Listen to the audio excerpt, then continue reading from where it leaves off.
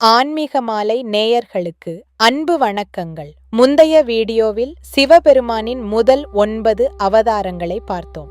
இன்று மீதமுள்ள சக்தி வாய்ந்த அவதாரங்களை பார்க்கப் போகிறோம். சிவபெருமான் என்றாலே அமைதி, தவம், அழித்தல் இவையே நமக்கு தெரியும்.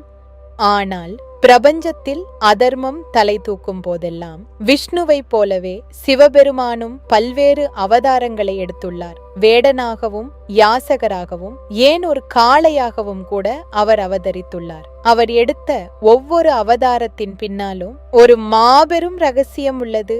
அந்த மர்மங்களை அவிழ்க்கும் ஒரு ஆச்சரியமான ஆன்மீக பயணம் இதோ.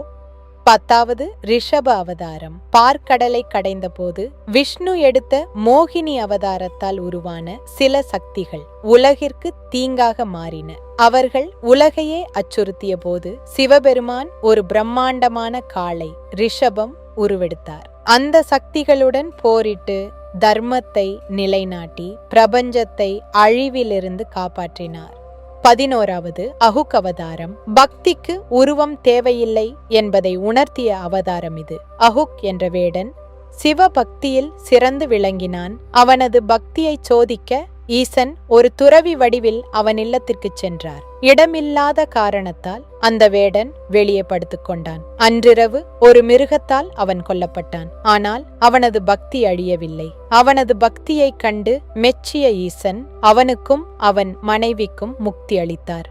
12வது கிருஷ்ண அவதாரம். பின் குறிப்பு: இந்த அவதாரம் விஷ்ணுவின் கிருஷ்ணர் அவதாரம் அல்ல, இது சிவனின் அவதாரம். ஒரு பிராமண சிறுவனாக அவதரித்து யாகங்களின் முக்கியத்துவத்தை உலகிற்கு உணர்த்தினார். முறையான சடங்குகள் மற்றும் ஆச்சாரங்கள் ஒரு மனிதனை இறைவனிடம் சேர்க்கும் பாதை என்பதை இந்த அவதாரத்தின் மூலம் சிவன் போதித்தார்.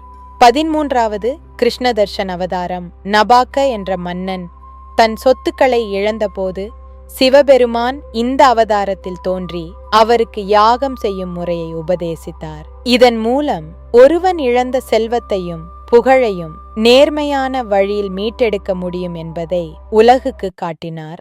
14வது பிட்சுவரி அவதாரம். ஒரு இளவரசன் அனாதையாக காட்டில் விடப்பட்டான். அவனை காப்பாற்ற சிவபெருமான் ஒரு பிச்சைக்காரர் வடிவில் தோன்றினார். ஒரு ஏழை பெண்ணிடம் அந்த சிறுவனை ஒப்படைத்து அவனது உயிரை காத்ததோடு மட்டுமல்லாமல் அவன் மீண்டும் அரியணை ஏற வழி வகுத்தார்.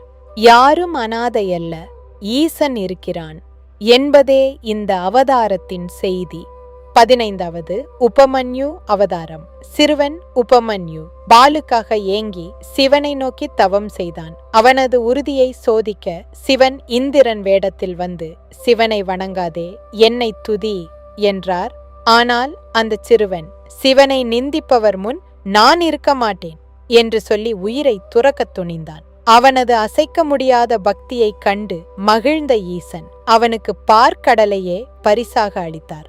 16வது கிராத் அவதாரம். மகாபாரத போருக்கு முன் அர்ஜுனன் சிவனை நோக்கி தவம் செய்தான். அப்போது ஒரு வேடன் வடிவில் சிவன் வந்தார். ஒரு பன்றியை யார் வேட்டையாடுவது என்ற விவகாரத்தில் அர்ஜுனனுக்கும் அந்த வேடனுக்கும் சண்டை ஏற்பட்டது. ஒரு சாதாரண வேடனை தன்னால் வெல்ல முடியவில்லையே என்று அர்ஜுனன் வியந்தான்.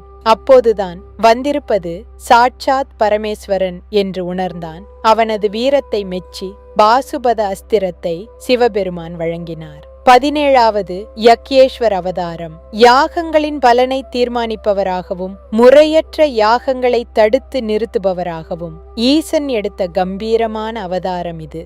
18வது சுரேஸ்வர் அவதாரம். இந்திரன் மற்றும் தேவர்களின் தலைவனாக சுரேஸ்வரன் வடிவில் தோன்றி பக்தர்களின் கோரிக்கைகளை நிறைவேற்றி அவர்களுக்கு நல்வழி காட்டியார். 19வது பிரம்மச்சாரி அவதாரம். பார்வதி தேவி சிவபெருமானை அடைய தவம் செய்த போது ஒரு இளம் பிரம்மச்சாரி வடிவில் வந்து சிவனை பற்றியே குறை கூறி அவரது அன்பை சோதித்தார்.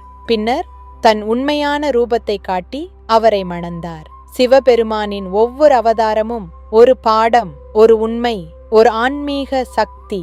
கர்வத்தை உடைக்கும், பக்தியை உயர்த்தும் இந்த மர்மங்கள் தொடரும். ஓம் நம சிவாய என்று கமெண்ட் செய்ய மறக்காதீர்கள்.